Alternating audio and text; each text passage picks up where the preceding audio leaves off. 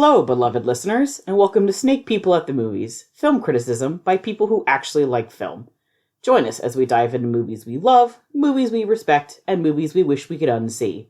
It's a podcast where we talk about growing up and living queer, nerdy, and depressed online and at the cinema. From the kids who just keep talking about the Oscars. It's Sneeple at the Movies. I'm Maddie. And I'm Helena. Ezra, once again, is not with us this week. They had some technical issues, which is tearing this family apart, but they'll be with us next time. We have been promised. It is not their fault. They wanted to be here. They do have some very important notes for this episode, and by some, I mean there's one, but it is, I think, maybe the most important thing. So, it's very good. Let's get into what we've seen real quick. I haven't seen a lot. I learned how to read again, so that was really exciting for me. All these years, I forgot how to read. I figured out how to do it again. I read 2 books in one day. Yes. So that was nice. But I've been watching The Witcher again. I picked that back up. I watched a couple episodes forever ago, put it down, watched a couple more in the past couple weeks, and I might watch another one tonight. I've watched. I will be on episode 5. Obviously, that's how math works. I really like that show. I know everyone and their mom. Many people like that show. I won't say everybody, but many people really like that show. But man, I love The Witcher as a series. It's very good. It is not without its problems via books and games and stuff, but fucking love it. Good time, fun to watch. And then also I have been watching. They did an anime adaptation, in 2014 of a manga I really like. That is about this on the weeb ass shit scale. I feel like it's relatively high on the weeb in that it's about the concept of a high school student who writes manga, and therefore you have to be relatively familiar about how manga culture works. But also it's just a fucking bunch of gags. It's so fucking funny. The English title is Monthly Girls Nozaki-kun because he writes a monthly manga series. Boy, it's funny. They only did 12 episodes, and I'm like, please do another season. It is laugh out loud funny multiple times in a 20-minute episode. So good. So yeah, that's what I've been watching. I am almost done with that. I have 1 episode left, I think. Awesome. I've done a bit of, as usual, I've done a bit of rewatching and regular watching. I rewatched Casper, subtitled The Friendly Ghost, a while ago, because I found it for real cheap months ago before the quarantine happened. I found it at Everyday Music, I want to say, downtown. I forgot that you have a physical copy of it. Yeah, I got it. Recently, I bought it recently of my own free will. I grew up on watching that on VHS at my cousin's place. But now I have a physical copy of my own, a physical DVD. And it's bad. It's a bad movie, but it's also really enjoyable. So I was really happy to watch that terrible movie again, that I still like. The aesthetic to it is very good, and I still very badly want to live in Casper's house. I watched 20th Century Women, which is pretty good. I watched Phoenix, which was really good, but also really disturbing. I rewatched Scooby-Doo on Zombie Island just in the morning when I was sorting out shit with changing my passwords and stuff. I got some threatening fake emails from people, and I was like, well, this is probably fine, but I'm going to change my passwords to literally every site that I have a password on, and that ended up being a lot. So I watched an entire Scooby-Doo movie while I was doing that, and I still didn't finish it. But the Scooby-Doo movie was very good. It still scares the shit out of me, the twist at the very end, even though the animation is pretty corny. I feel like this is appropriate, seeing as the new Scooby-Doo movie Scoob came out today, which I have no intention of watching. I was gonna say, you gonna watch that? I can't decide if I'm gonna give it a go or not. Most of me says no. I don't think so. But part of me is like, but what if I did? So I don't know. Yeah, I know that what's great is that my cousin's daughter, who is, I think she's 7, now, or just about. She is really into Scooby-Doo, which makes me very, very proud. So her mom, her parents decorated their like entire house with Scooby-Doo paraphernalia and like got ready for the premiere of Scoob, basically the new Scooby-Doo movie, because like That's never really cute. it's extremely good. She's never had a Scooby-Doo movie like come out in her lifetime. Well, So- it's worth it just for her then. Yeah, it was great. So she said it was like Christmas Eve, and that's hilarious and amazing to me. And they like decorated the car or got a van to look like the Mystery Machine. It was really good. Oh, that's so cute. Yeah, so that's the only reason that Scoop is allowed to come out today. Sense and Sensibility, I rewatched after a very long time as part of my Hugh Grant Rotten Tomatoes challenge.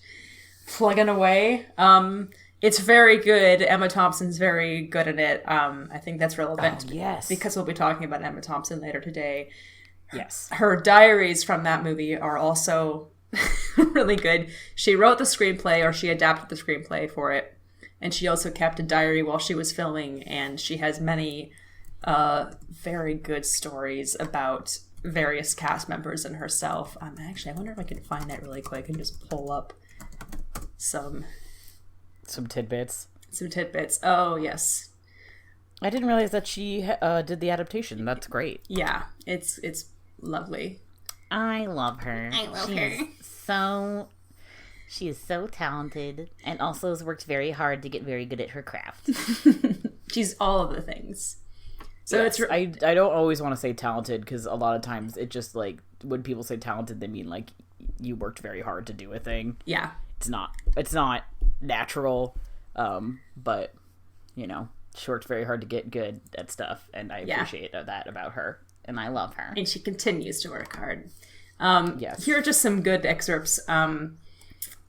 Everyone hauling their way through the day. Kissing Hugh was very lovely. That's Hugh Grant. Kissing Hugh was very lovely. Glad I invented it. Can't rely on Austen for a snog, that's for sure. So if there's no kiss in the book, she added one because she's like, we shoot the scene. We shoot the scene on a humpbacked bridge. 2 swans float into shot as if on cue. Everyone coos. Get rid of them, says Ang. Too romantic. Ang Lee, of course, directed the movie. Hugh Grant has finished. He appears on set looking completely out of place in his boots and the shirt he was wearing on the first day of rehearsals. I'll miss you, I say weepily. No, you won't, he says. He's quite right, of course. There's no time for all that. He walks off to say goodbye to everyone, and that's the last I see of him. No, you won't. He was right. Nope. Oh, that's funny. What is this one? Something about they're walking around and like in this English village where they were filming it, and one of the people thought that she was Sharon Stone, and she was really thrilled that she was being mistaken for Sharon Stone until she realized she was referring to the woman behind her. And then a tourist saw Alan Rickman and said, "Oh, look, there's Tom Cruise." Probably the same one who thought I was Sharon Stone. Kate Winslet, that is, came down stone stairs very carefully in order to protect her leg, slipped and hurt her wrist. She's at the hospital now having an X-ray. Frankly, I'm not expecting her to survive the night, because earlier she had injured herself again. Frankly, I'm not expecting her to survive the night. Oh God, she's funny. Noon, finished scene with Alan. Me. Oh, I've just ovulated. Alan, long pause. Thank you for that. Hugh G. in a spot of bother up in LA, apparently. Something to do with the blowjob. It's all right for some, I thought.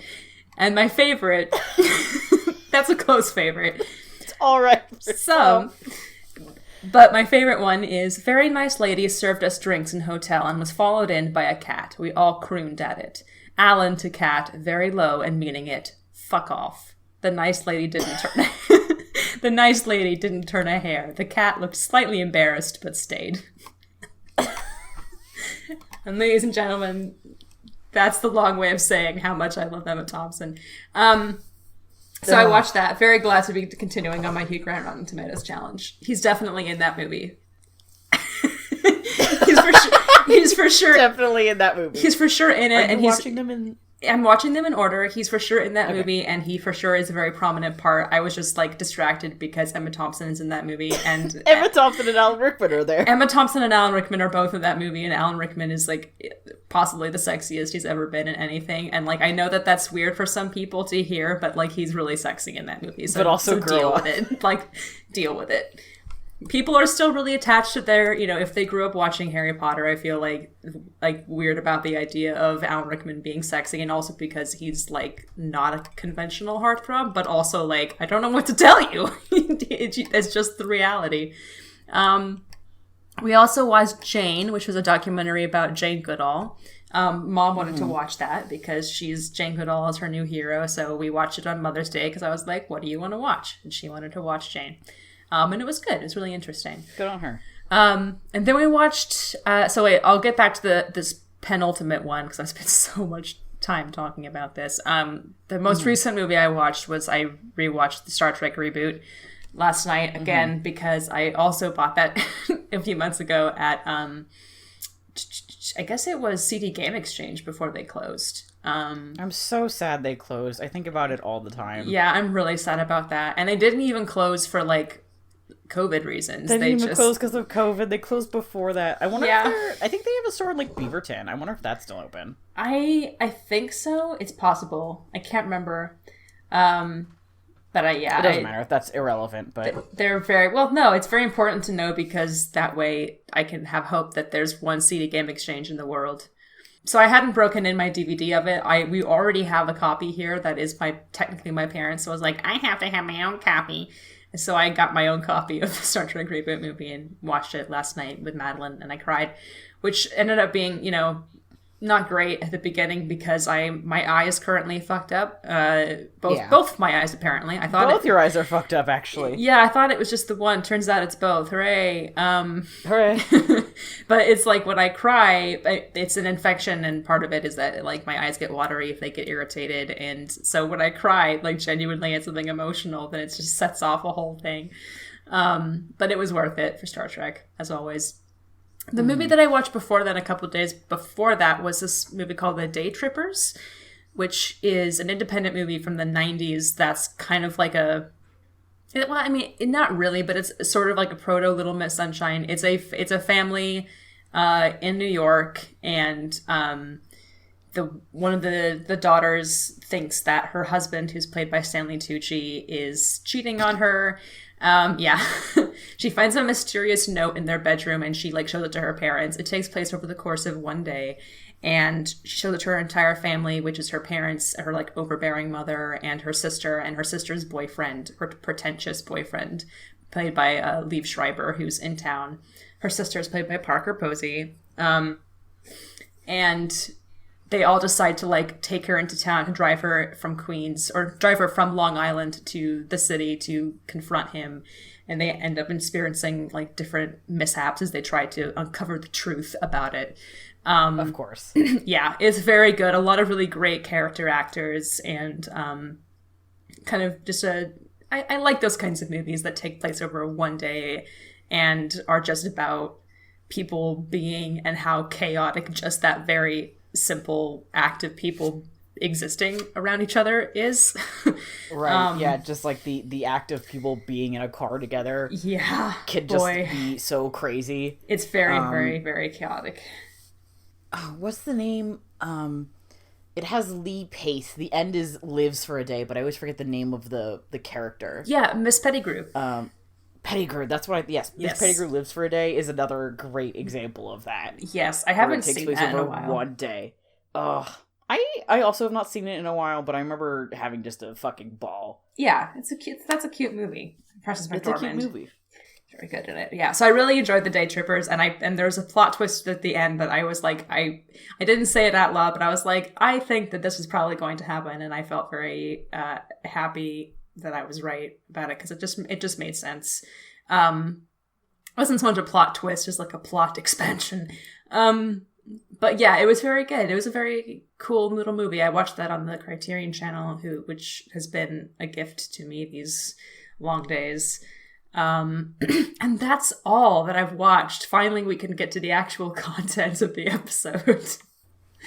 I mean, this usually takes like 20 minutes for us to do this part anyway. This is true. Yeah, so we are going to... it's funny because the three of us are born 1 year right after the other, so we have 91, 92, 93. Z is not here, obviously, but we wanted to talk about what were the Oscars like for the movies that came out the year we were born. So we'll be talking about the 66th and the 65th Academy Awards, which were a couple of, actually, when we were doing research, pretty interesting years. Before we get into our years, Ezra's main point was the 64th Academy Awards, which I think is this note that you've written. The only note we have in the Google Doc is about the 64th. Is that right? It's actually the 65th. It's about the 65th? Okay, yeah. In 91, which I assume might be Z talking about the 63rd. It's the 65th, so it's actually it's the Oscars from 1993, hosted for films in 1992. Because I have that on the Oscars page. What is Z talking about then? I don't know. So either something very similar, or the year. In 91, Billy Crystal seems to have written out the end of the ceremony on a real live horse, which is one I want to believe is true. I want to believe that happened. I also want to believe that. Well, here, let me do research. Yeah. Yep. No, they're right. So here's the picture. This is where the confusion comes. 1991, he did ride out on an actual real life horse. He rode out. It was his exit. Is that the Oscars for movies that came out in 91? Yep. Or is that the Oscars that took place in 91? It was the Oscars that took place in 91.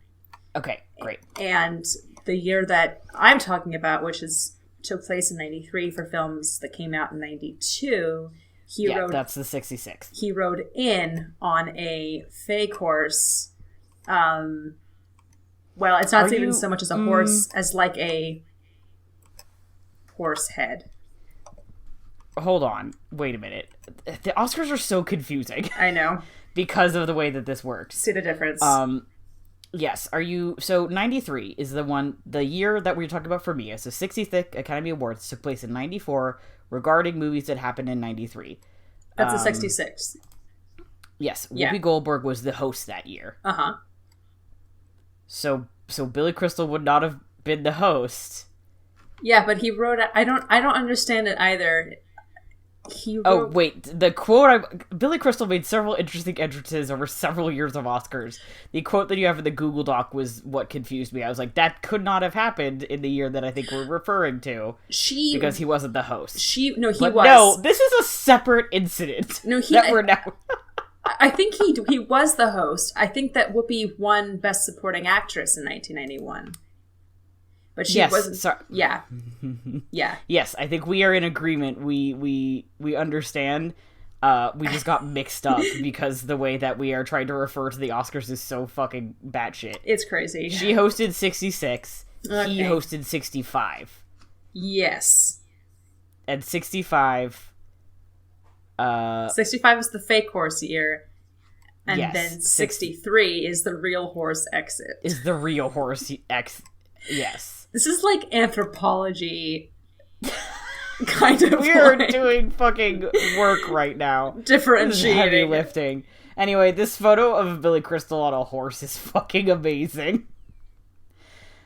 And then what is the year that is Billy Crystal was the host? He made his entrance onto the stage with a whip in his hand, riding atop a giant Oscar. Yeah. Pulled by Jack Palance. That's 65th. 5? Okay. That's the fake horse that you see below. Ah, okay. And I kind of like... It almost feels like it's a reference to The Godfather. Maybe? I don't know what else it could be. Okay, I'm reading this paragraph. Wait a minute. So the 90s was Billy Crystal, the Billy Crystal era of the Oscars. This is when he ruled Los Angeles. This is when Billy Crystal was the Iron king Fist of Los Angeles. After the success, this is from Wikipedia. After the success of the previous year's ceremony, which won several Emmys and critical acclaim. So this is from the 65th Academy Awards, the fake horse year. the Academy rehired was like, okay, blah, blah, blah. Billy Crystal was chosen by the producer as host also for the 4th straight time. Crystal initially declined to host again, citing his busy film schedule that included Mr. Saturday Night and City Slickers 2, The Legend of Curly's Gold. However, after Cates sent him a funeral wreath with a poem declaring, "The show and I are dead without you," followed by a head of a fake dead horse similar to one featured in the film The Godfather, Crystal accepted the role as MC.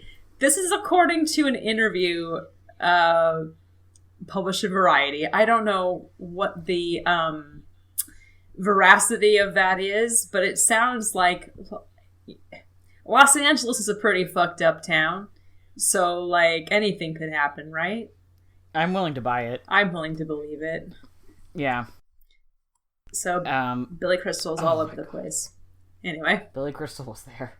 Yes, I believe the 66 was the first year in a string of many years where Billy Crystal did not host. But only because they swapped out for another, like, a notable 90s celebrity, Whoopi Goldberg.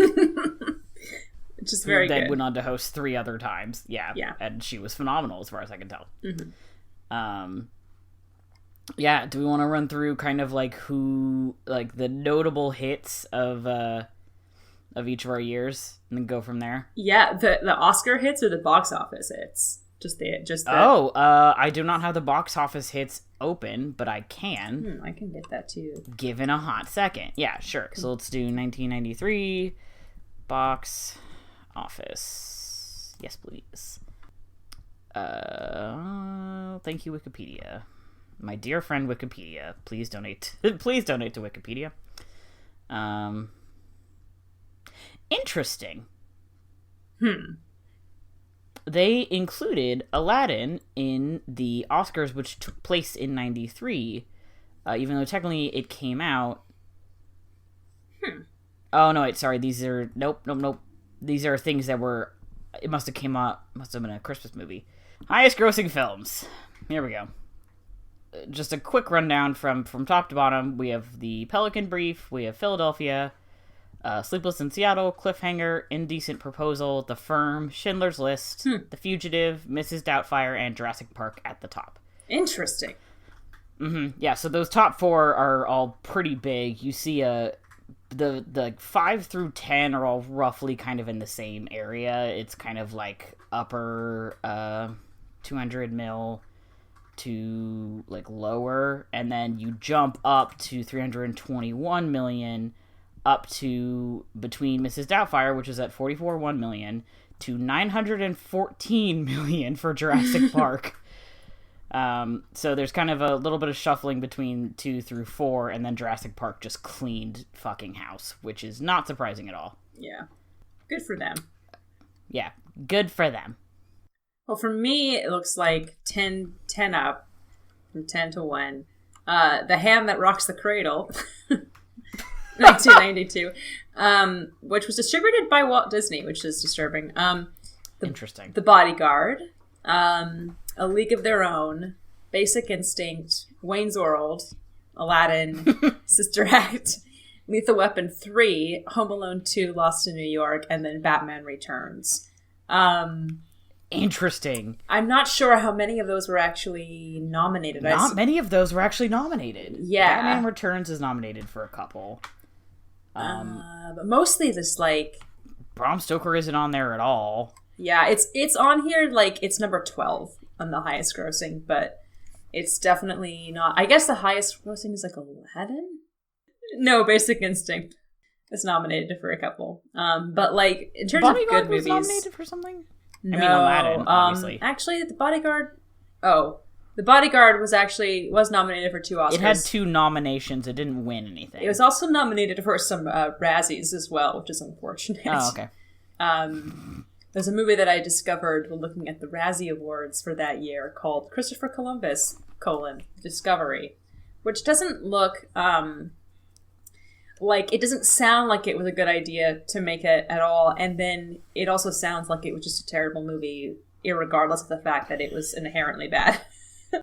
Marlon Brando. Yeah, what a weird Ramada. year.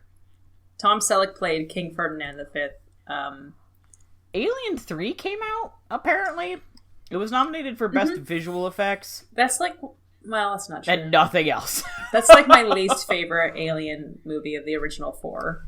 Even though... Yeah, that sounds right, so. That's probably an unpopular opinion because Alien 4 is like batshit insane. But it has Winona Ryder in it, so fuck off. It's better. Yeah, does it rule, though? I mean, I wouldn't say that it rules... But it's got style. It's a very interesting. I think I probably talked about it before on here. Alien 4, which is I think Alien Resurrection, was written by Joss Whedon, but not directed by him. So, and this was like before he was a thing. This was the year that Alien 3 came out. Was the same year that Buffy the Vampire Slayer the movie came out. Interesting. So he'd done that and some other stuff. He's written well, he hadn't written Toy Story yet, but he would. He would contribute to Toy Story. But so Alien Resurrection is takes place on a ship, kind of, and there's besides Ripley, there's a crew of these people, and it's kind of if you've watched Firefly, you're watching this movie and you're like, this is sort of Firefly, but in a completely different setting. If the characters in Firefly were playing an RPG game, an RPG horror game set, in a horrible spaceship floating somewhere with a clone and an alien monster on board, this is what it would be like. So I like it for that reason, that it's kind of, it's just so insane as to somehow still not work, but be interesting. And like I said, Winona Ryder is in it, so there you go. There you go. But it did come out that year. I just realized these movies, these Oscars all take place before the notable, they had to give animated movies their own award. Yes. Because the year before... Because that was Beauty and the Beast that did that. Yeah. That had happened. That's right. Because I was looking to be I wonder what won for Best Animated Movie these years. Nothing, because that wasn't a thing yet. No. So that's an interesting piece of film history. Yeah, I'm looking at the movie. I actually, surprisingly, haven't seen that many movies from the year I was born. I've seen... Yeah, it's a weird year. I've seen 15. Looking at the nominations. And I actually, some of them that are nominated, I'm not a huge fan of. Yeah, we were talking about it. And I was flipping through the winners, and I was like, I don't think I've seen any of the winners from 92. Yeah. They're kind of... Except for Aladdin. Infamous. I've seen Aladdin, obviously. Oh, no, I've seen Aladdin, I've seen Bram Stoker's Dracula. Yeah, the one that Bram Stoker himself produced. Yeah.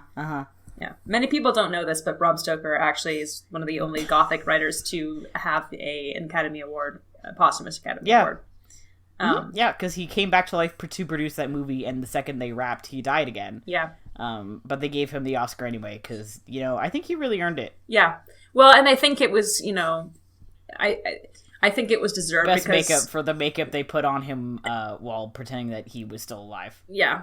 They use the magic that they use in Scooby-Doo on Zombie Island, which is to make a sacrifice to the cat god Bast and to drain all the energy. But they did that, but in reverse with his bones.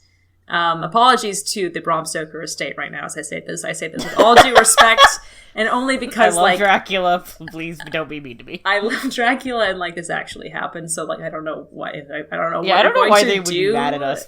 It's not like it's slander or anything, because we're talking about him respectfully, and it's the truth. Yeah, it's just historical fact. It's just cinema history. Yep. Little known. Yeah. So the winners for the 65th. Yeah. Let me just go through that. Yeah. I just realized they list the producer for Best Picture and not the director.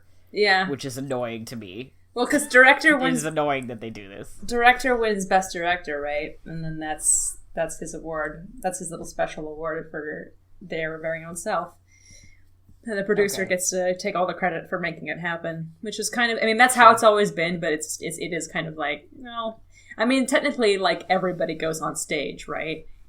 But yeah, when you look at the Wikipedia, it shows like it because it normally would list like this person playing this person or whatever. Mm-hmm. Instead, it shows like Unforgiven - Clint Eastwood, producer. Yeah. It's like they helped. Yeah. They were there anyway. Godfather Not 3 to rag on producers. Z left a little comment in the Discord. Godfather 3 did not come out that year. Oh, 1991 came out Z's year. No. Yeah. 1990. What year did Godfather 3 come out? I don't know. I don't. Oh, 1990. That was a mistake. Because that was the year the Goodfellas came out. And Godfather Part 3 is a bad movie. Not bad, just like They not fucked up on that one. not very good, and Goodfellas is extremely good. So 1993, writing, this is, and they have it on the website. If you go to the Oscars.com, you can look at past ceremonies, and they have it in reverse order of what they presented it in. So at the very, very bottom, we have, as usual, well, I guess not as usual, because now they kind of do Best Supporting Actor first. Yeah, which is weird. But... Yeah, but they have writing for Best Original Screenplay went to The Crying Game. I'm not wild about that. I don't really feel like talking about The Crying Game and its many problems on this podcast, but like, I have issues with it, and they're justified. I have not seen The Crying Game, as I said before. I literally don't know what it's about, and based on the way you're talking about it, I don't think I want to. I don't think I care. Yeah, I don't feel like it's something you'd be interested in watching. Probably. You can look up the plot if you want, just to see why I hate it. But it's not, and it's not like there's not, of course, good aspects in it. Like there's not like there's good acting in it or whatever, and it's not inept. It's just that a lot of the stuff behind it, a lot of the ideas that make it work, I'm like, I don't agree with that, and I think that that's gross. So that's The Crying Game. That won Best Original Screenplay. There's a Woody Allen movie that was nominated that year. Hooray. Lorenzo's Oil, which I haven't seen. Passion Fish, which I haven't seen. Unforgiven. Unforgiven is nominated for quite a few awards this year. It's tied for Howard's End for being nominated for 9 awards, which is the most. I like Unforgiven. It's not really my ultimate cup of tea, but like I like it. It's good.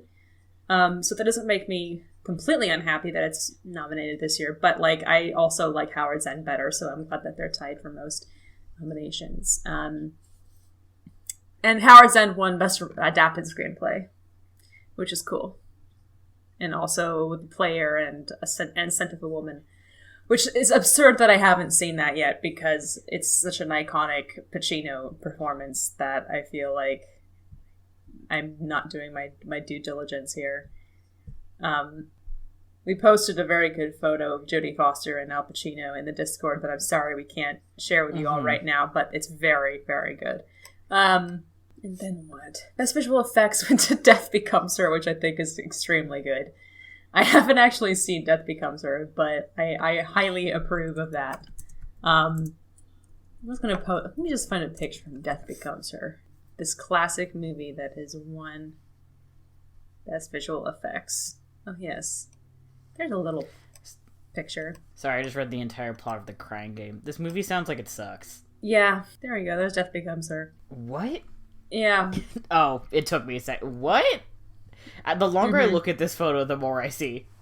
Yeah, I can't remember the plot exactly, This movie? but it's pretty weird. No, I have not. It looks weird. Yeah, I'm excited to one day see it though. This poster's got titties front and center, It which is an interesting pick. It do got titties. What a weird cast! It's the best cult camp film of the 1990s, according to this one person. Well, there's a lot of very good cult films in the 90s, so... Yeah, iconic. It developed a strong cult following, particularly among the LGBT community. I wonder why. Yeah, good question. Yes, I can see already, if I do a Google search for Death Becomes Her, there's like, in the top few pages, a picture of drag queens spoofing the poster from Death Becomes Her. So like, I very much approve of this. Good for them. Death Becomes Her won. It was nominated up against Alien 3 and Batman Returns. I feel so bad that I haven't seen so many of these movies. Sound effects editing went to Bram Stoker's Dracula that he produced. Good for him. Aladdin was nominated for Best Sound Effects Editing, which is cool. They don't usually do that. Best Sound went to The Last of the Mohicans, and then Aladdin and A Few Good Men, Under Siege, and Unforgiven were also nominated for that. These are all, the usual stuff. I'm actually going to be rude and skip over short film. I just literally don't know. Aladdin had 2 songs for Best Original Song, which is Whole New World and Friend Like Me, which they were right. They were right. Whole New World won. That's good, even though A Friend Like Me is, in my opinion, the better song, but that's fine. Yeah, no, I agree. But it's, it's less romantic, so whatever. This is true. Best Original Aladdin Score. Best Original Score. Good for them. And Howard Zinn was nominated. Bram Stoker's Dracula, as discussed, won Best Makeup. Because they made Bram Stoker look alive. Yep. It was off screen, but it was rather important. So these names for the best foreign language film are wild. Indochine, or I don't know. I can't imagine what my French is failing me on the proper pronunciation of that. But that movie won best foreign language film. The other ones are Close to Eden, Danes, and Stonk. An exclamation point. From Germany. Close to Eden is Russian. Danes is Belgian, which is an interesting one, in Dutch. Which I feel like you don't see a lot of Belgian foreign film coming to the Oscars. And then Stonk. Which is just fun. Yeah, it's a fun... I want to know what that little guy's about. I've, never heard of it before. I'm hovering over it, and this movie poster is fucking great. Stonk. Hang on, I'm looking it up. Danes is a 1992 Belgian period drama after a novel by Louis Paul Boon. Tells the story of Adolf Danes, a Catholic priest who strives to improve the miserable working conditions in the local factories. Fuck yeah. Oh, that's good. Oh, interesting. You want to know what Stonk is about? Yes, I read, but please tell the listening audience. It's a farce of the actual events of 1983 when Germany's Stern magazine published with great fanfare 60 volumes of the alleged diaries of Adolf Hitler, which 2 weeks later turned out to be entirely fake. I want to know... 2 weeks later, man, they did that one real fast, huh? They did that one real fast. I want to know why it's called Stonk. That is a German That's the important part. Thing that is going over my head. Indochine is a 1992 French period drama set in colonial French Indochina. During the 1930s and 1950s. This is a story of somebody with a very French name, who is a French plantation owner, and her adopted Vietnamese daughter, Camille. With the rising Vietnamese nationalist movement as the backdrop. This movie sounds... like an intense. Oscar movie? It sounds like Oscar. Yeah. That's not fair, because it's an international film and the Oscars are very local. But it sounds like the kind of thing that the Oscars would be into. Yes. I have no comment on the actual quality of the film, as I have not seen it, nor have I heard of it until this very moment. Catherine Deneuve is in it, so that's, as a bit I'm skimming real fast through the plot. It takes place over several years, so a lot happens. Yeah, it looks like a lot happens. It's very detailed, this plot description. It seems like kind of like House of the Spirits type of generational drama of sorts. That's why Catherine Deneuve is at the Oscars that year. Good for her. Film editing went to Unforgiven. Best screenplay written for the screen went to The Crying Game. I have not seen any of the other 4 movies, so I cannot compare. But based on what I read about The Crying Game, this makes sense. I feel like this movie, once again, is the kind of thing that the Oscars would like very much. Yeah, I think they were into it. It won multiple things, so... It did. Best directing went to Unforgiven, who was Clint Eastwood. Crying Game, Howard Zinn, The Player, and Scent of Woman were also nominated. Again, I've seen 3 of those movies, I guess. Bram Stoker's Dracula won costume design. That's good. Very, very good. Malcolm X was also nominated that year. Cinematography went to A River Runs Through It, which I haven't seen. Howard's End was also nominated. I can attest to that being very deserved. I don't know if it should have won, but the cinematography is extremely good in Howard's End.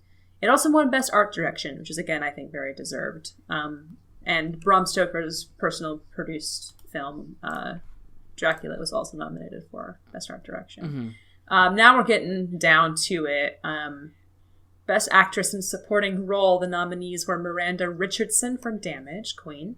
Vanessa Redgrave for Howard's End, also very good. Joan Plowright for Enchanted April, also very good. Judy Davis for Husbands and Wives. And Marissa Tomei for My Cousin Vinny. And Marissa Tomei won the Oscar for that year, as we may know. The only reason that I know that is that there's a... and I'm sorry for making a Seinfeld reference more than once in one evening, but there's a Seinfeld episode, I believe, where I think someone, I believe it's George, is supposed to get a date with Marissa Tomei, who was at that point an Oscar winner because she had won for My Cousin Vinny. Yes, the Cadillac. That's the episode. And then she punches George in the eye. So all in all, she serves up some very good things in this episode. Good for her. There's actually a Little Gold Men episode about My Cousin Vinny that I'm excited to listen to that just came out. So apparently it's kind of an infamous win, this award to Marissa Tomei, and I'm excited to find out why it was. It certainly seems like she's younger than quite a few of the other actresses in this category, especially Vanessa Redgrave and Joan Plowright. So I wonder if that was maybe part of it. But I haven't seen My Cousin Vinny, so I don't know. And Marissa Tomei is very, very pretty. So I had that to say about that. Actress in a leading role nominations. Oh wow, this is very 90s. Susan Sarandon, Michelle Pfeiffer, Mary McDonnell, Catherine Deneuve, and Emma Thompson. And Emma Thompson, of course, won, as we attest to by this video. Which she's very cute in. Which is very, very pretty in. Wild that this is a Best Actress nom for a foreign film, which didn't have any other nominations. Yeah. Does not happen very often. No, it doesn't. This actually is a pretty... I'm reading these, and I'm close to the end here. I have a few more, and it's kind of it's a pretty normal ass year. Hey, there's not so much of that chaotic energy that I'm getting just from looking at who won this year.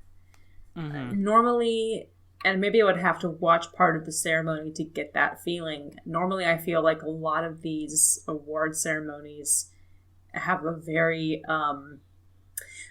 chaotic energy to them. But maybe things were slightly, much to my surprise, given what the decade was, maybe things were slightly more normal in the 90s. We haven't gotten to the 66th yet. All right. Fair point. There were a couple of apparently famous upheavals in this one. Also, the 66th, I think, just had a lot of, super strong contenders and, a bunch of... Yeah, we'll talk about that when we get there. I'm almost done. I don't really have much to say about this year, besides that this is all, normal. It's very funny. Al Pacino was actually nominated twice. He was nominated for Best Supporting Actor and Best Lead Actor. For two different movies, two different movies, yeah. Al Pacino was nominated for Supporting Actor for Glengarry Glen Ross, but he lost that to Gene Hackman for Unforgiven. Jack Nicholson was also nominated for the film You Can't Handle the Truth, otherwise known as A Few Good Men.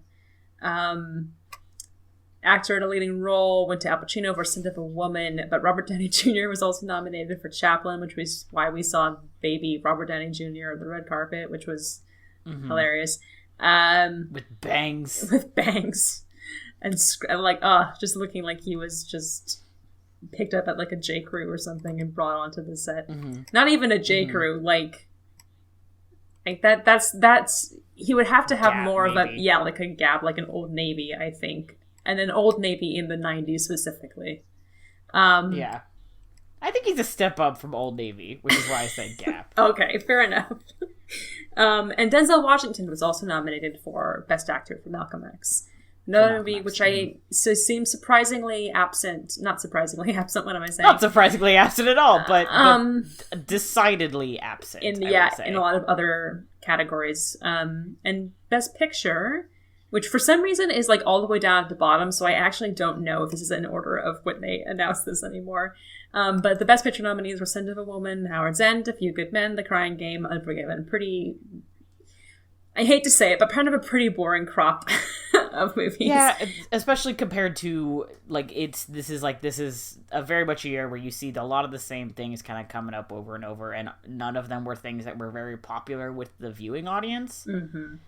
You know, this is not a year where everybody was talking about these movies. As far as we could tell, a lot of these were not things that were box office hits, which is kind of a wild one. No, or long-lasting. I mean, like, A Few Good Men has had its imprint in that, like, one scene. You know, Howard's End is a good movie. Scent of a Woman is just kind of like, you know, their Crying Game is infamous for, I think, a lot of the, you know...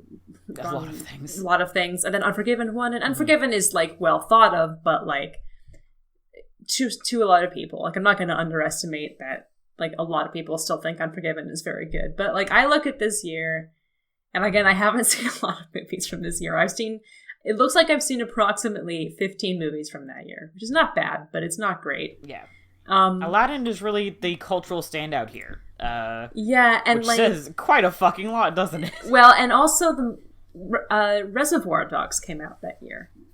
Which it is funny. Not on here at all. It is not on here, and that's... Bram Stoker's Dracula is a cult classic, I will say. It's a cult classic. But that's, you know, it's the fact that it is mentioned on the list of things that won Oscars that were also, like, things that had an impact after 92 is like, wow. Yeah. You're scraping the barrel a little bit here. It's really amazing how kind of consistently the films that tend to have the most impact don't get nominated for anything. Because if I were to look at this list and say, like, I mean, there's a lot of movies like Howard's End. Captain Ron came out, I guess, which is certainly a movie. Twin Peaks Fire Walk with Me came out this year. Fern Gully came out this year. Wayne's World came out this year. I'm a very big fan of Noises Off, which came out this year as well.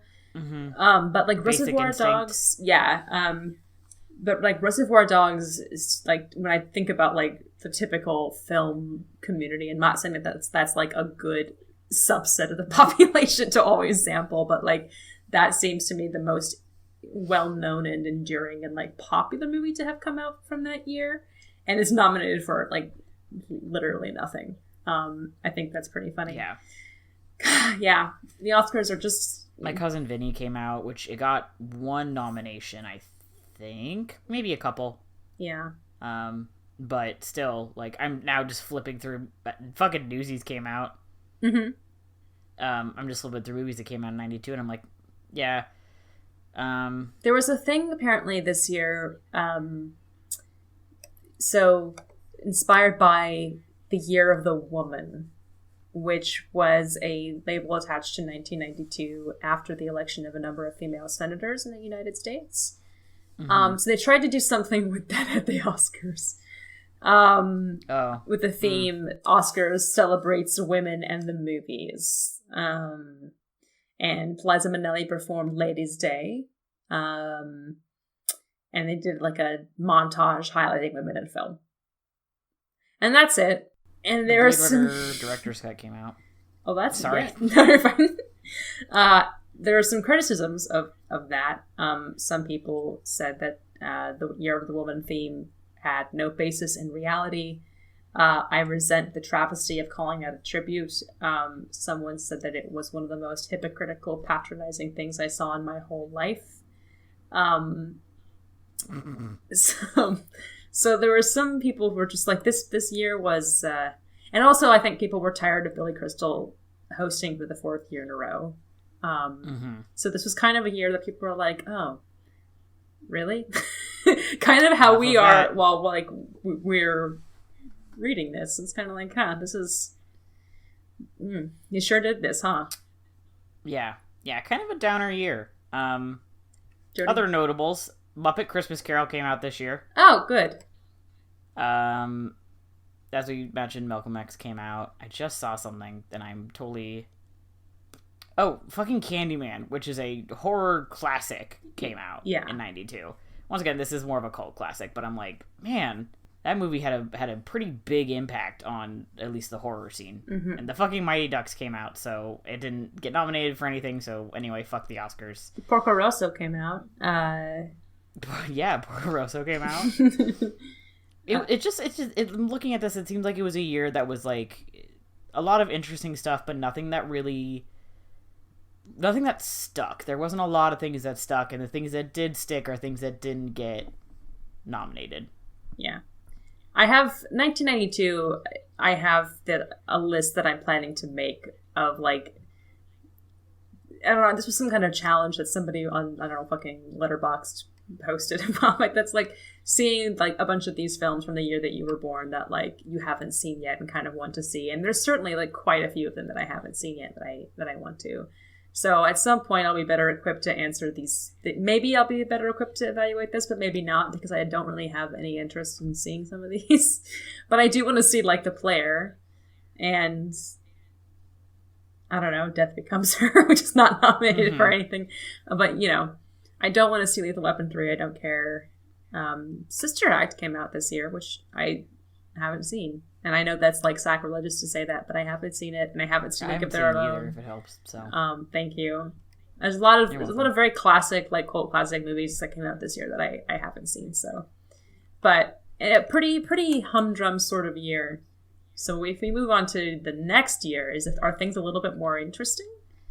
They are. Real quick, I just want to note the Wikipedia for 1992 in film also has people who, like, notable actors who were born that year. And the reason I think most of the movies were boring is because we had Taylor Lautner, John Boyega, Daisy Ridley, Ezra Miller, Nick Jonas, Josh Hutcherson, Miley Cyrus, and Logan Lerman were all born that year. Well, see, that's why. And me. I was also born this year. And you were born that year. Yes, you're not on the Wikipedia page. Not yet. No. And the Sprouse twins were born that year. Oh, okay. So, like, all the energy went into that, and then God was like, into woof! people being born. Yeah. Yeah, he was like, I did what I can this year for the film community. I'm outie. Yeah, you know how God suck this year. You know how God does that every year. He's like, what can I do for people who like movies this year? And then he does his thing, and then he's like, well, I don't have any space left for whatever else you guys want to do, so I'm not going to bother. I'm scrolling real quick down to births in 93 to see if there's anything here. Miranda Cosgrove. I'm the same age as Miranda Cosgrove. That's wild.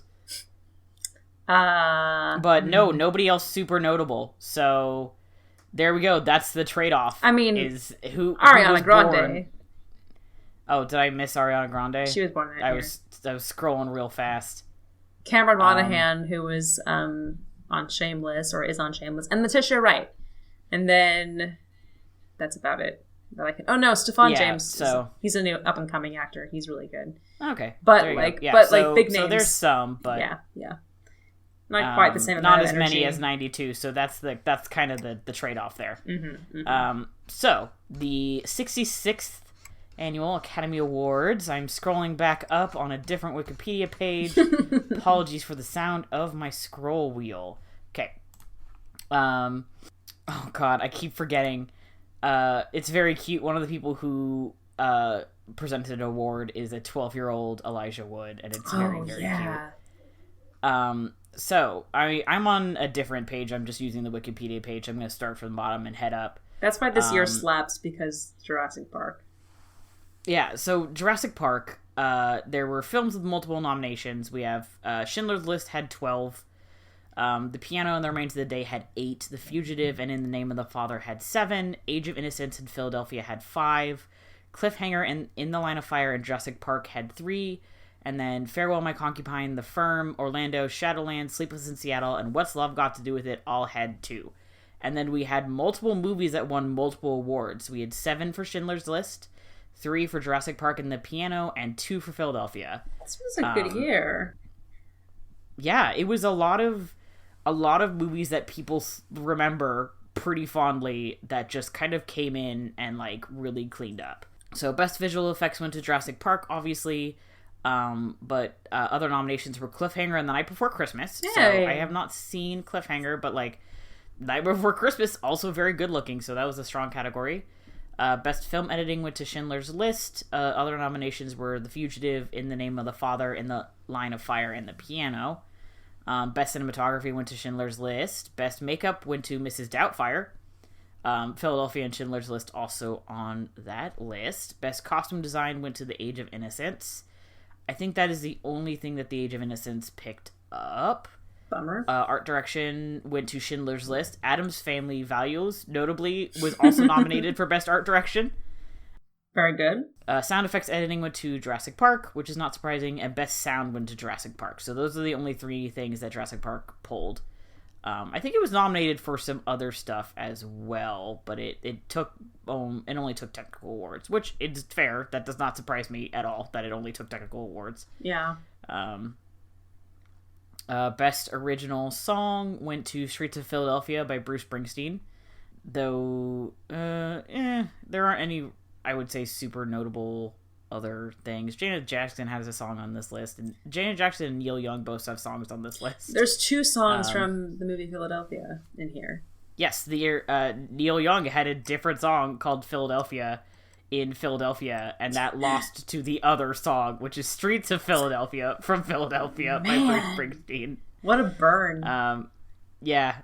Well, you know, he went up against the boss. I don't know what to tell you. This is true. That song's super good. Best Original Score went to Schindler's List, which is John Williams. That does not surprise me at all. Best Animated Short Film went to The Wrong Trousers, which is a Wallace and Gromit joint. That's my favorite Wallace and Gromit movie. Yes, which is very, very good. It's wild. Yeah, nothing super exciting in Best Foreign Language. It's wild to me that Jurassic Park wasn't nominated for Best Original Score as well, because that's a great score. Best Original Score, yeah, it's not on there at all. Which, especially considering how iconic some of those pieces of music are. Yeah. I could not name a single piece of music from anything else on that list. Mm-hmm. Yeah. Well, Schindler's List is obviously very good, because that movie is very good. That's why it won 7 Oscars and it deserved them. Mm-hmm. Best Adapted Screenplay, Schindler's List, not surprising at all. Best Original Screenplay went to The Piano, which I have not seen. This is a source of a couple of dramas coming up. Best Supporting Actress, Anna Paquin, Paquin. Yeah. Won for The Piano, which apparently was a big surprise. When I was reading an article about this, they were like, yeah, no one was really expecting that one. And apparently it was noted as This Is Famous. Other noms were Holly Hunter for The Firm, Rosie Perez for Fearless, Winona Ryder was nominated for Age of Innocence, and Emma Thompson was nominated for In the Name of the Father. So that would be because... Solid category. She was, like, baby. Yes, she's very young. I remember the same controversy. I think she didn't actually win, I don't think, but when Keshawani Wallace was nominated for Beast of the Southern Wild, because she was like 6, I think, at the time. Yeah. She was very good, but people were just like, she shouldn't have a child, which, that's debatable. I don't know. It's a good performance, then maybe it should be nominated. But I think people will like to, try to bring up, I don't know, training and experience, and I don't know. I don't really have any strong opinions about that either way. No. I have formed an opinion immediately about realizing that this is a thing that people have an opinion about. My opinion is I feel like we should be basing it on the relative to age. Mm-hmm. So, obviously what a 6-year-old could do is not going to be equivalent to what somebody who has had years and years and years of training could do. But that doesn't mean they can't give a fucking phenomenal performance for a 6-year-old, which, by the way, is hard. It is hard to get children to act real good. So, yeah, exactly. And so I would say if there is a 6-year-old who gave a stunning performance, that should be notable and should be recognized. Yeah. Best Supporting Actor was Tommy Lee Jones for The Fugitive. This is notable in that this is Ralph Fiennes' lost for Schindler's List, and this was another year in which Leonardo DiCaprio did not win. It's interesting. This is a very interesting category. I haven't seen In the Line of Fire, so I can't speak to John Malkovich being nominated here, which is pretty hilarious. Mm-hmm. I haven't. This is a very difficult category for me because I really like The Fugitive, and I really like Tommy Lee Yes. Jones in The Fugitive. I love Tommy Lee Jones. I love Tommy Lee Jones. Pete Postlethwaite in The Name of the Father is fucking phenomenal. It's a very different performance because it's it's a very quiet performance and it's a very subtle performance. So, like, I imagine probably a little bit different than what's going on with John Malkovich in The Line of Fire, and probably also a little bit with Leo DiCaprio, who was also pretty young at this time. Yeah. Yeah. Ray Fiennes losing. That's hard because, like, that's. I did pronounce his name incorrectly. Apologies. It's okay to call him Ralph once in a while. I think My personal friend. my personal friend Ralph. Yeah. Because he hasn't really won any awards that I am aware of since then, unless I'm forgetting something for, like, I don't know, The English Patient or. I don't know. Maybe. I'll open up his wiki real quick and see. But what he it's. pulled. I mean, it's a horrifying performance, but it's also. It's also really good, and it's interesting to see that lost this year. But Here's a fun one. He has an entirely separate page for lists of awards and nominations received by Ray Fiennes. oh, well, there you go. Good for him. He has not won an Oscar. He was nominated for both Schindler's List and The English Patient. Did not win either of them. Figure. He did win a BAFTA for Schindler's List. Okay, well, He's won a Tony for Hamlet, good. and that's it. He's had a lot of nominations. That's sad. That's really I annoying feel like to this me. man should have won more things. Because he's real. Yeah, so interesting category for Best Supporting Actor that year. He didn't get even nominated for In Bruges, which Which, whatever, I guess. really upsets me because he's incredibly great in Bruges. But Did In Bruges get many noms? not the Oscars, I believe, but it did win a few Golden Globes, and Colin Farrell. That's because Colin Farrell won a Golden Globe for Best Actor in Bruges, which is great. Good for him. They're all very good in it, but, like, Yeah. I want all of them to win. Anyway, Yes. Moving on. Yeah, I think probably one of the more notable, like, Best Supporting Actress and Best Supporting Actor both were, like, difficult categories for that year. Mm-hmm. Best Actress first is Holly Hunter in The Piano. She was also nominated for Best Supporting Actress, but obviously did not get that one. We have Emma Thompson in The Remains of the Day. She was also nominated for Best Supporting Actress. There's a lot of, like, double nominations here. yeah, Stockard Channing in 6 Degrees of Separation, and Deborah Winger in Shadowlands, and then Angela Damn. Bassett in What's Love Got to Do with It. Good group, good All group. did not get that one. And then Best Actor, we have Tom Hanks in Philadelphia, Daniel Day-Lewis in The Name of the Father, Lawrence Fishburne in What's Love Got to Do with It, Anthony Hopkins in The Remains of the Day, and Liam Neeson in Schindler's List. wow. Which is quite a fucking category you've got there, and also an extremely 90s powerhouse category. Yeah, This is before Liam Neeson was an action star. Right. And Tom Hanks won for Philadelphia. yeah. I know people have mixed feelings about Philadelphia. I have not seen it. I have not seen it. Yeah, I cannot comment. Yeah. And then Best Director, we have Jim Sheridan in The Name of the Father. I want to say this with a French accent. This is Jane Champon. Jane, I think it's I Jane don't- Campion. Campion? Yeah. Okay. James for The Piano, James Ivory for Remains of the Day, and Robert Altman for Shortcuts. Spielberg won, and this is one of his first notable wins, I think. Yeah. And then he then also won for Best Picture. Schindler's List won for Best Picture as well. There's a lot of descriptions of, like, he's crying, his mom is crying, there's standing ovations. People are going ape shit at everything that Spielberg won that year. Yeah.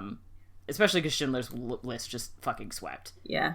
And he He has a couple of great quotes about it, which, go ahead, I'll pull those up while you're... I'm just trying to remember he waived payment for that movie, I believe, too. Which is, wow. Yeah. Damn. Cuz yeah.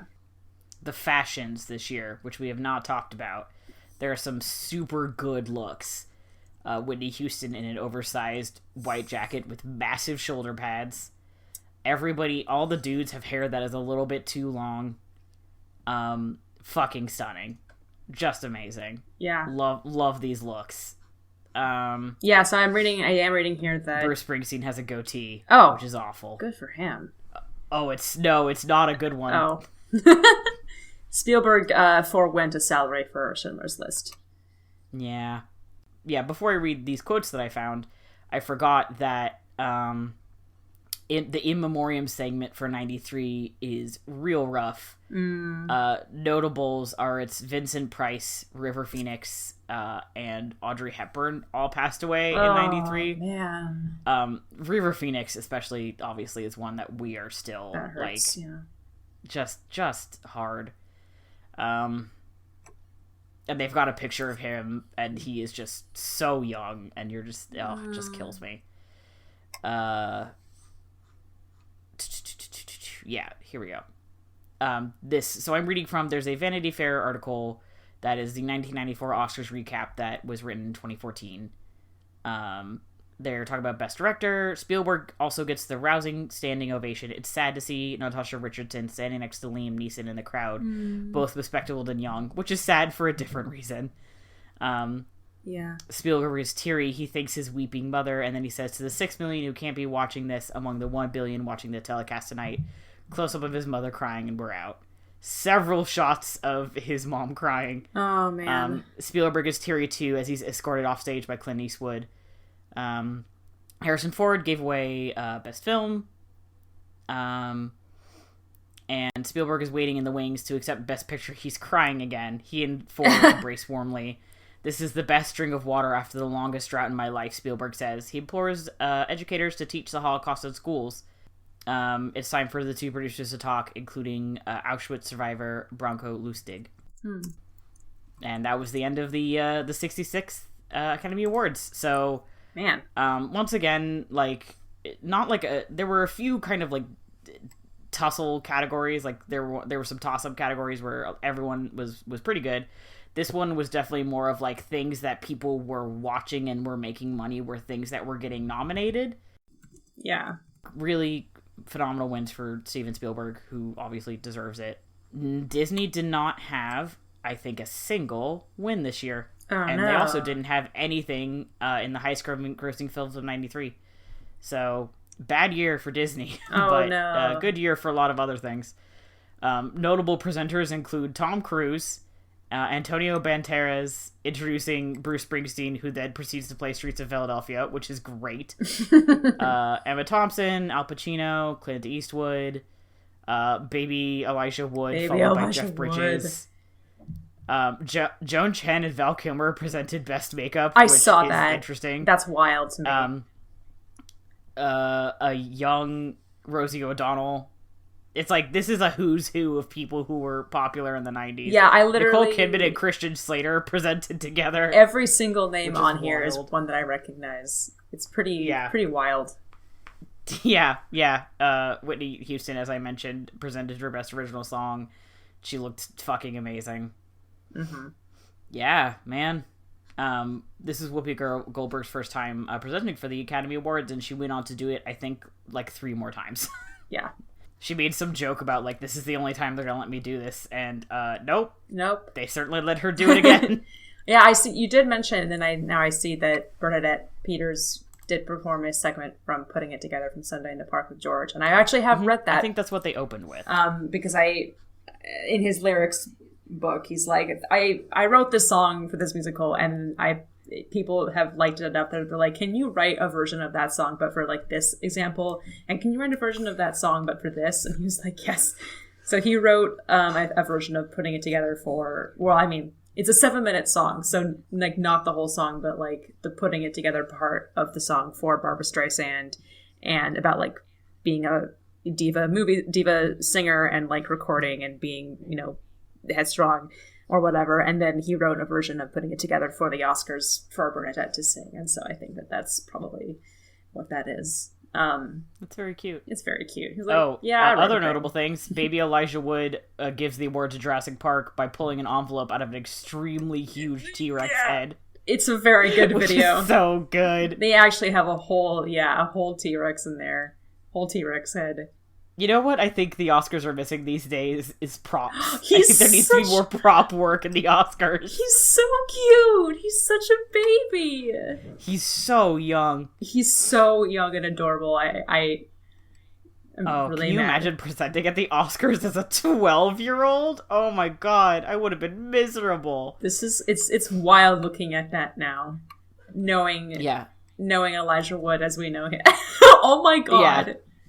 Yeah, He fully gets into Whoopi that. Goldberg then came back to present in 96, 99, and 2002. Once again, extremely 90s. He presents it very well. He's very cool and collected for a 12-year-old. That's why he took the ring to he holds it Mordor. together. Yeah. You know, if he could present an award for fucking Jurassic Park, he could do anything. He could do anything. Other notable things from these Oscars, the posters are the funniest thing I've ever seen. Please look up the posters from the 65th and 66th Oscars. Specifically, the 66th had me fucking rolling on the floor. You know what else? It's so funny. You know what else came out this year?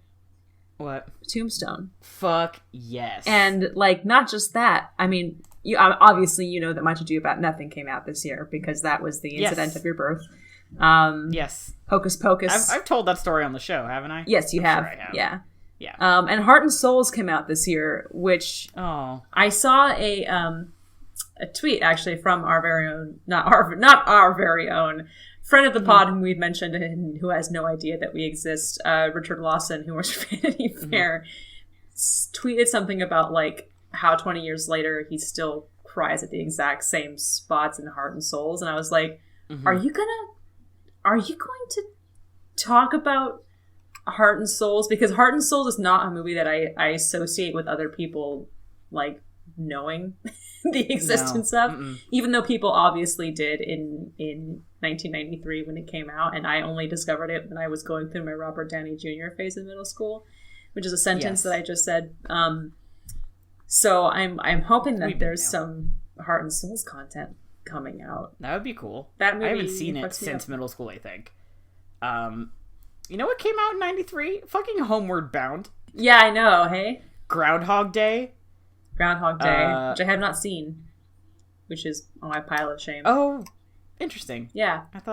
I guess not. Swing Kids came out. Mm-hmm. Swing Kids is a fun movie. Yeah, that one I don't know if fun would be a word I would use. No, it's Swing Kids is a movie I enjoy. Swing Kids is a movie. The Sandlot came out, which is kind of a kid's classic. We're just flipping through the wiki real fast. Wow, Much Swing Ado. Kids. Totoro came to the U.S. Martin Clunes is in this movie. Interesting. What a legacy. Barbara Hershey. Oh god, there was a Mario Bros. Movie apparently. I'm sure that was bad. Swing Kids is a wild movie to me that exists. It's wild to me that exists.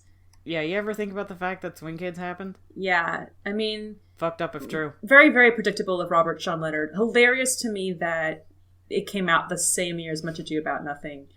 And 4 years after Henry V, and it's Christian Bale who played the kid in Henry V, and Robert Sean Leonard, who I guess Kenneth Branagh also adopted, playing like...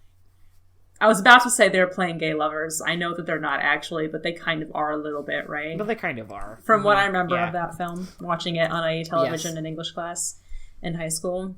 Did you know they made a second Weekend at Bernie's?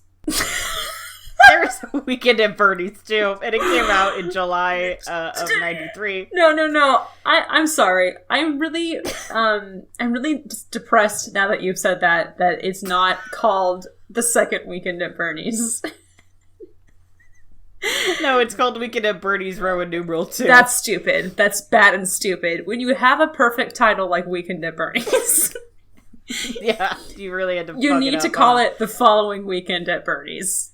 Yeah, or you're Bernie's second weekend, or you're a coward. Bernie's fortnight. A fortnight from a weekend. A fortnight with Bernie. A fortnight from a weekend at Bernie's. Free Willy and Hocus Pocus came out on the same day. The competition, it's real. Robin Hood Men in Tights came out. Boy, 93, good year for movies. It certainly Jason was. Goes to Hell, The Final Friday, which I think is one of the gay ones. One of the gay Friday the not sorry, that's not Friday the 13th. No, it is Friday. No, the yeah, 13th. it is. Yeah, I think it's one of the gay ones. I mean, And then things start to drop off after the summer hits. But boy, what a summer of movies. Dazed and Confused came out. Ah, yeah. Yeah. Batman: Mask of the Cool Phantasm. Runnings came out. Fuck yeah. Naked by Mike Lee came out. Beverly Hillbillies, which I've never seen, but is something that I've had to hear about many times. Chronos came out. So that's cool. Um, Fatal Instinct, which I've also never seen. now, But okay, once again, Fatal people talk to me about Fatal Instinct.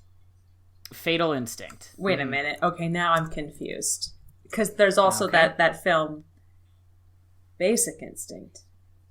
Yes, Basic Instinct came out the year before.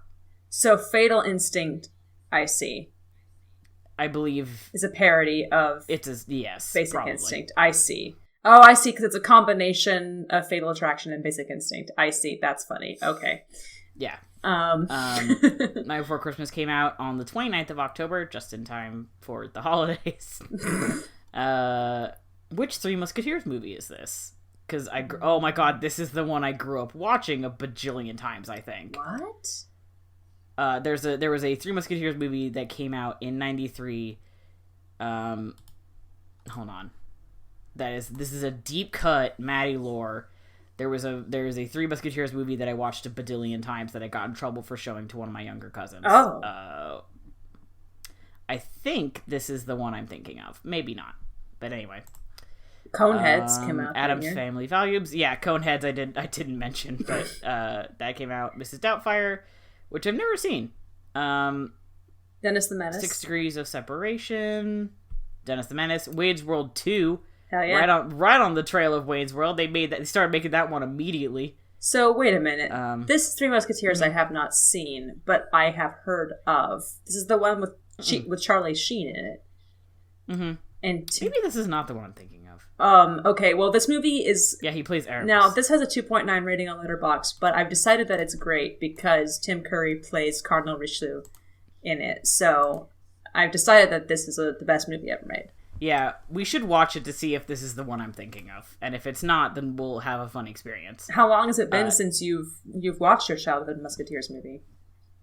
Probably since middle school, but I watched it a lot, so I would know if I saw it, I would know it in my heart. A while. Paul McGann is in this movie. Fuck. Yeah, I can't tell looking at the poster, but if I started watching the movie, I'm sure I could figure it out. I mean, the makeup is very bad because they all look... Yes. I mean, they're played by Charlie Sheen, Kiefer Sutherland, Chris O'Donnell, and Oliver Platt. So they're not even pretending. They look like a 90s adaptation of the Three Musketeers and everything that means. They look everything that implies. Like they just did an adaptation of like Mickey Mouse version of the Musketeers, and they used the same costumes for it and didn't even bother to resize them.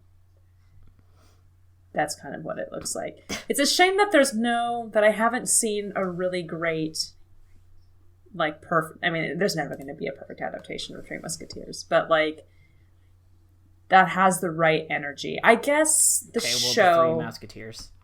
I guess the show did kind of have a good energy. The show had a good cast, for sure.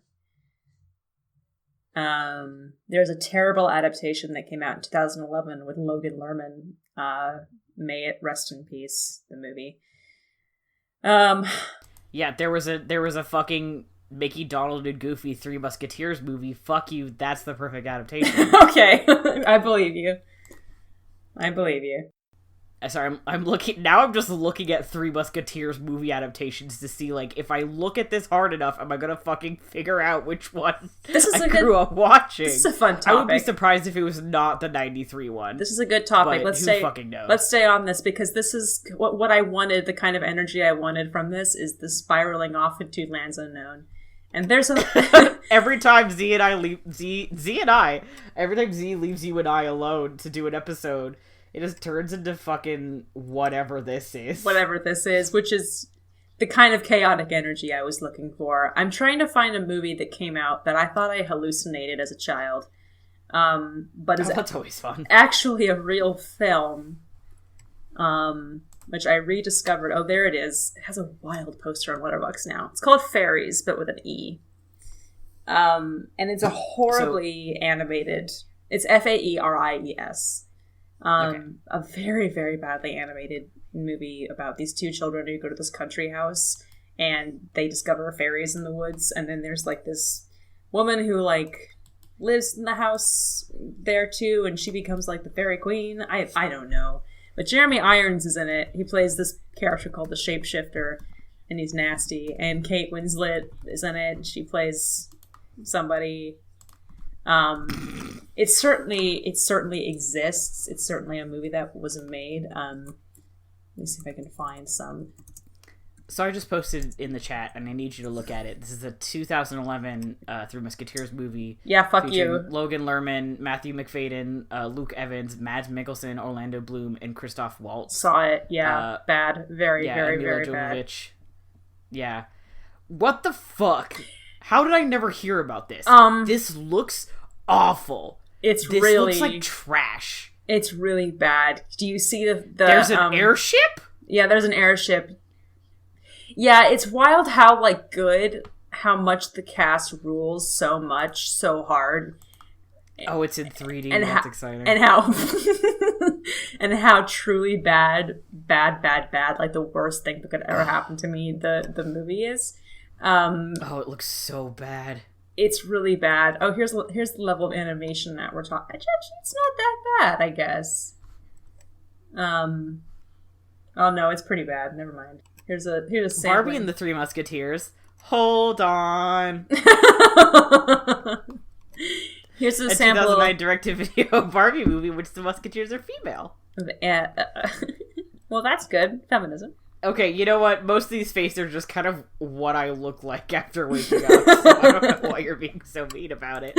I'm just saying that the animation exists. I am fucking crying. This is films featuring, quote, descendants, unquote, of the Musketeers. Some of these look real bad. The Russians are big into making musicals about the Musketeers. This is a reoccurring theme. Forgot about how much like the hits in this movie just look like Lily and James Potter, but so small. right. I was gonna say, is this not just a picture of us? Yeah, it's just us. Oh, he's ugly. Oh no, I hate him. Here's Jeremy Irons. I what I would really want. Oh, he's stealing a baby. This movie has a surprising amount of lore on the internet, and I want to know why right now. Lore? Yeah, like people are like doing fucking Wikipedia. That's Jeremy. Fuck. No, he just. Look at his face. Why has he got those horns on it? What I would really like is if Jeremy Why Irons. is he a therapist? What I would really like is if that. This came out after Lion King, by the way. So this is like. You can imagine. The fucking highs and lows. Jeremy Irons' film career. I think that he's just playing Jeremy Irons. Like the character's name is just Jeremy Irons, and he's a bad guy in this movie that they're trying to fight. He's a bad fairy. Oh man. I've come to the conclusion that the Three Musketeers I grew up watching has to be the 1993 one, because the closest one before that was from like 78. There's no way that what I'm thinking of is from I have seen the 78 one, which is pretty fun, but I doubt that that's the one that you're thinking of. Yes, nope, it's the 1993 one. I watched 2 seconds of the trailer and I was like, I know that face. Yeah, so there we go. Hey, real quick, do you want to Mystery see solved. a picture of Jeremy Irons in the Dungeons and Dragons movie? Yeah, you mean the movie that I low-key want to see, but also I feel like once I do see it, I will crumble into dust? Yes. Yeah. I would like to see that. You will cease to exist, yeah. Uh-huh. Yeah, I will fulfill some kind of unknown life's purpose and I will crumble into dust and die. Real good stuff here for a podcast medium. That's one of the more sane pictures. I feel like that's more like a mood picture, like a meme of like me when I... Yeah, I was gonna say, that doesn't seem... I like the studs he's got on his leather. It looks exactly like the studs I've got in my jean jacket. Here.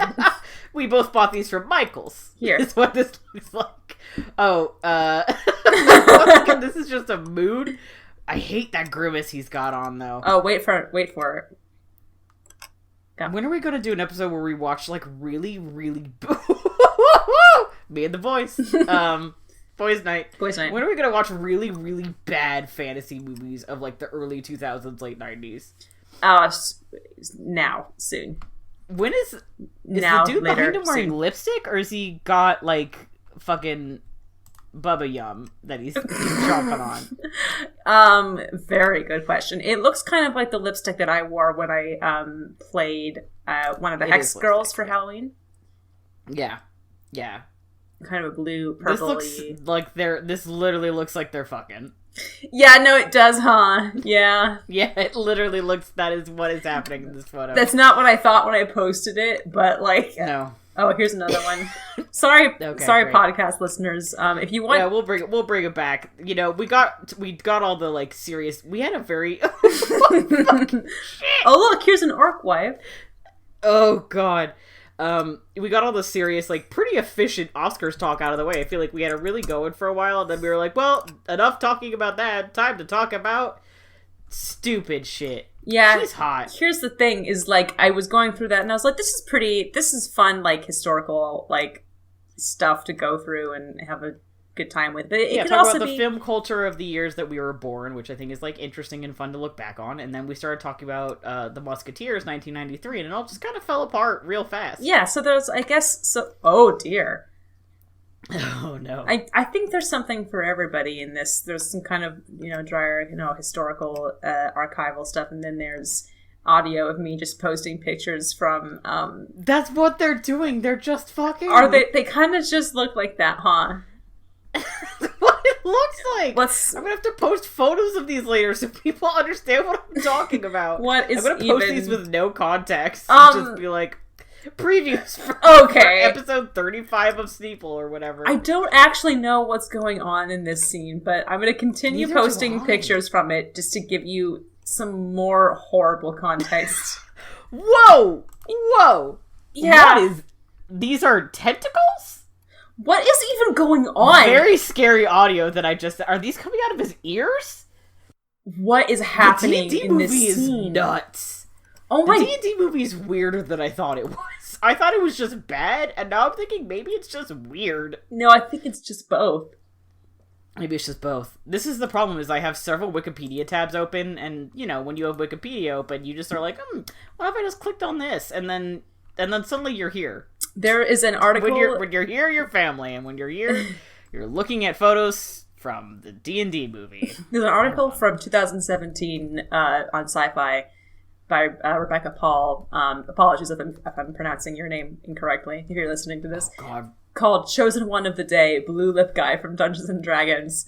In the annals of fantasy movie history, there's one character who stands head and shoulders above the rest. The Goblin King from Labyrinth, please. Frodo? More like Frodo, no. I'm talking about the blue lip guy from noted masterpiece Dungeons & Dragons 2000. Hallowed be his name. So his name isn't Blue Lip Guy. That shocks me. It's Damodar, I guess, and he's the evil mage Profion. Okay, so Profion is Jeremy Irons' character. He's the evil mage Profion's number one henchman / BFF.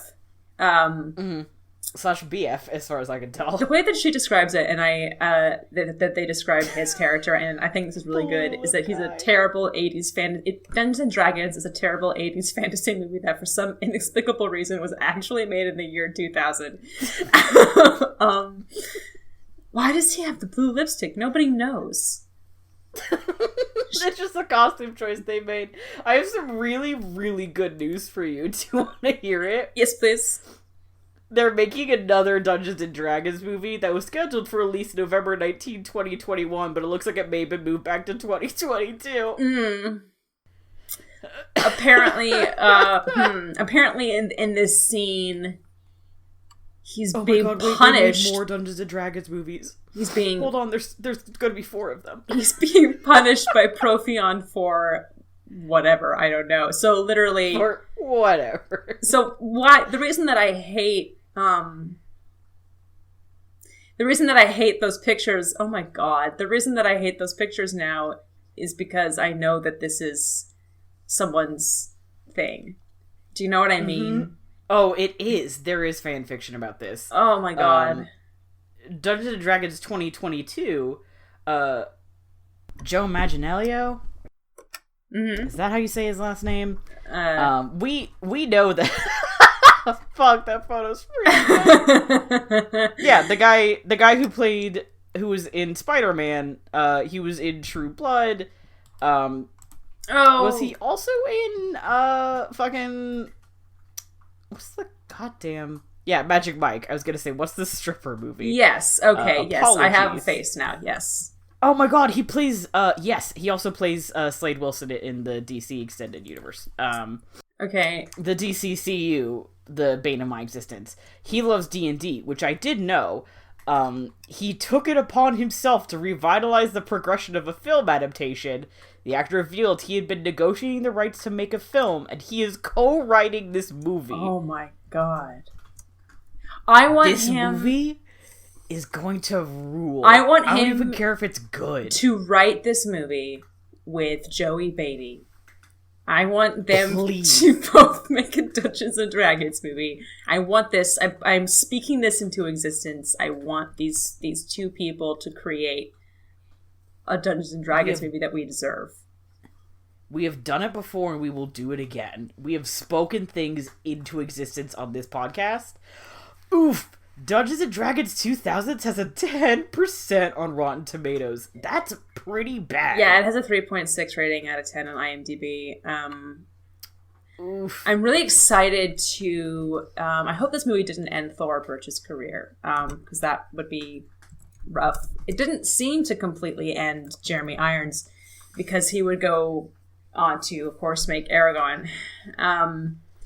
Which also did not kill his career. Which funnily also enough. weirdly did not kill his career. That man is a cinematic necromancer, and he cannot be killed despite the bad things he keeps being in. Let me see what the good Letterboxd joke reviews are for this movie. Yeah, he did Dungeons and Dragons, and then he went on to make the Merchant of Venice movie after that. Like you do, you know. Uh-huh. Jeremy Irons was once asked why he did this film, and he responded with the fact that he had just bought a castle and needed to pay it off somehow. I mean, yeah, that's very Fuck good. yeah, dude. That's good necromancer energy. I mean, go with it. Yeah, It's- sometimes you just gotta pay off your fucking castle, man. One of the reviews just says there is no God. Agreed. Is this I like... forgot that he played the horny Pope Dad on the Borgias. Yeah, he did play the horny Pope Dad. That's just that's just the character he always plays. Yeah, that's also... It doesn't matter what That's part... also his character in Merchant of Venice is what I was about to say, and that felt mean. That's also who he plays in The Lion King. I mean... That's also who he plays in The Lion King. That is true, Except actually. that- And apparently in the Dungeons and Dragons movie. Yeah, From what I can tell. it sounds like... I can't read any review longer than a paragraph for this movie. Please, God, get it together, you guys. Do not write paragraph-long reviews for the Dungeons and Dragons 2000 movie.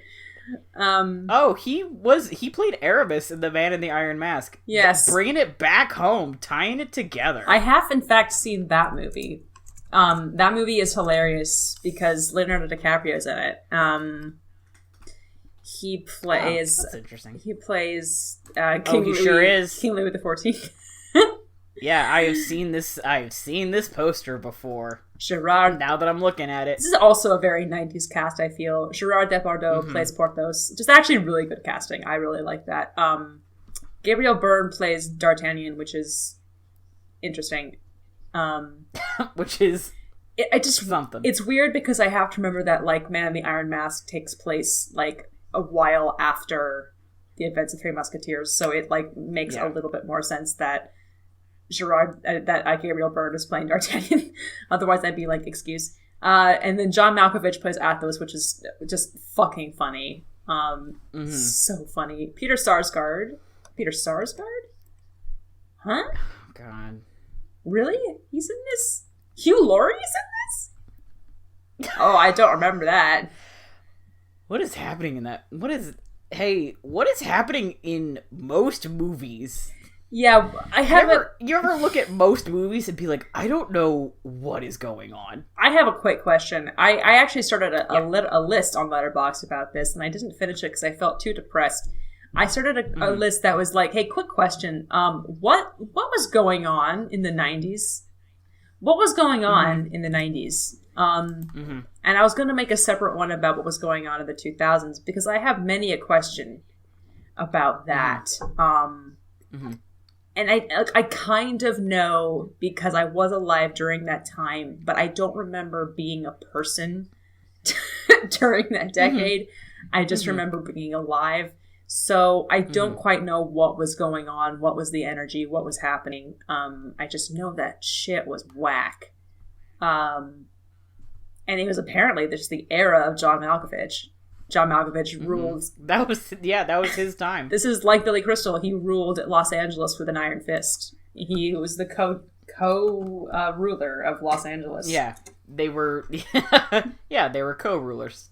Like the two characters in Dungeons and Dragons 2000. Exactly. Billy Crystal was Jeremy John Irons' Malkovich is character. the weird blue-lipped magician. Yeah. Well, that seems like a terrifying and horrible ending. I don't even know what I'm gonna fucking name this episode. We were like, this is gonna be a short episode. You know, your eyes are having trouble. I'm feeling pretty tired. You know, I think we could talk about the Oscars for like a solid, like maybe hour 15 minutes. We'll call it good. Oh no, we are here at an hour and 47 minutes for recording. I know I'm gonna be able to cut at least 5 minutes of that. Oh, that's just the Raleigh times. You can cut. Yeah, there's some stuff in there that's just. Yeah. I kind of feel like I should just cut the entire end part and be like, this is like the 0.5 of this episode. Listen to it on Patreon. If you're hearing this on your normal feed, that means that I decided to leave it in. But no, we need the chaotic energy in it to balance it. Otherwise, it just becomes like, I don't know.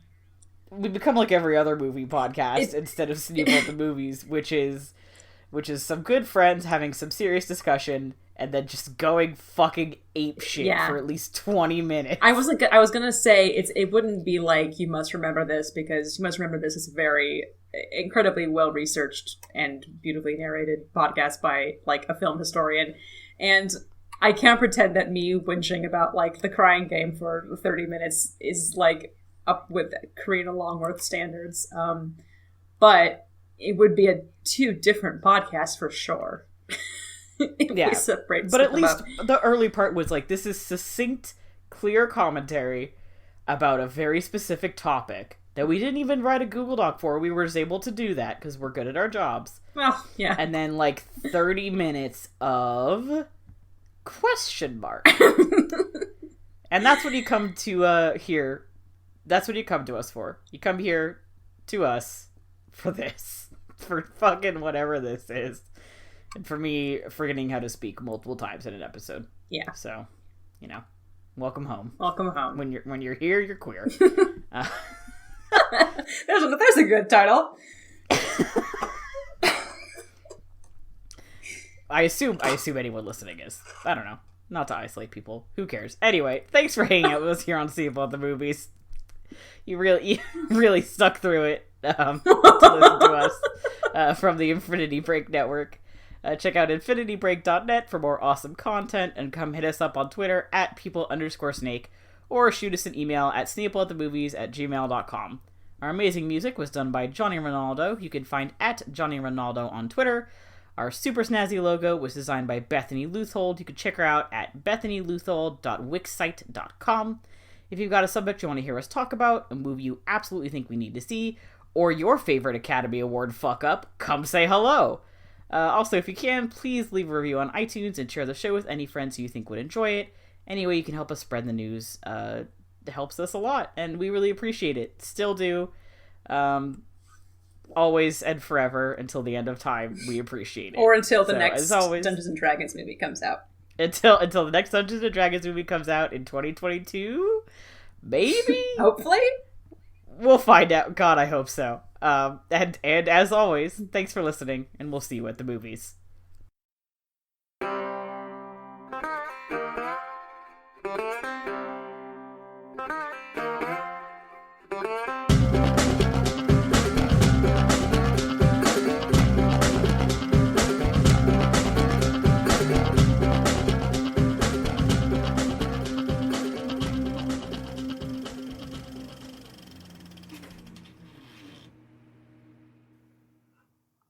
But I just have something to say. What do you have to I say? feel like the Oscars are. Wait, this joke isn't working. I'm planning it, and now I can't remember Mean Girls enough to make the joke. No. Okay. The Oscars are like Regina George and her fake, exaggerated story about Janisseans and more Janisseans and Janisseans, and the Oscars are like, why are you so obsessed with me? Oh God, that worked out so much better in my head. But you get what I'm saying, though. I can't believe you made me start recording. So you can tell a Mean Girls joke about the Oscars. And you didn't have the joke ready. Well, I couldn't lose it. It was that kind of the beauty of improv. I couldn't. Oh man! I don't know. I couldn't let it go away. I had it. I don't even care what the original fucking joke was, because what just happened was so funny. The best joke my would have just been God. to say why are you just say why you're so obsessed with me, and not try to explain the fucking reference. Be like, hey, for those of you out there who haven't seen the movie Mean Girls, Wait a minute. Can I get a clarification on who is? This is related to the Oscars somehow. the Oscars are Regina George, and they're telling the story to Okay. Lindsay Lohan about us. Okay. About Yeah, us. just Just imagine. Oh, so we're the ones who are so obsessed Yes. with the Oscars. Yes, because we keep talking about it, even though we're like, oh, we hate it so much. All right. Okay. To be fair, one of them is we are legally obligated to talk Yes. about them. Because we have a film podcast, and if we don't talk about it, the film podcast, The fall podcast, Government. people will come and get us. the film podcast government, there's a secondary government for people with film podcasts. They come and they kill Yeah. you. Yes. And then otherwise, some wild shit just happened in the 90s. So, Oh my God. It's like, oh, I'm glad you made me fucking record. Imagine if that scene in Mean Girls, that famous scene in Mean Girls, but instead of Rachel McAdams telling the story to Lindsay Lohan, it's just a Billy Crystal. It's a Oh God, I was thinking of not a personification or like an anthropomorph, No, I know. fucking A whatever. statuette. because the statue is Yeah, human. that's what I thought of initially, too. Just a living version of the statue talking to early 2000s Lindsay Lohan. I also initially Still. thought of that, and I thought that would be really funny. But then I thought about what if Billy Crystal was in Mean Girls, and I thought that was actually funnier, so I did that instead. Yeah, you were right. You were right. That is much funnier. Who hosts? I guess we'll talk about that Yes. in a second. Let me get some more Crystal Light, because I drank it all as I was so thirsty for this good joke. Okay. Fucking shit. All right. I'm gonna do okay.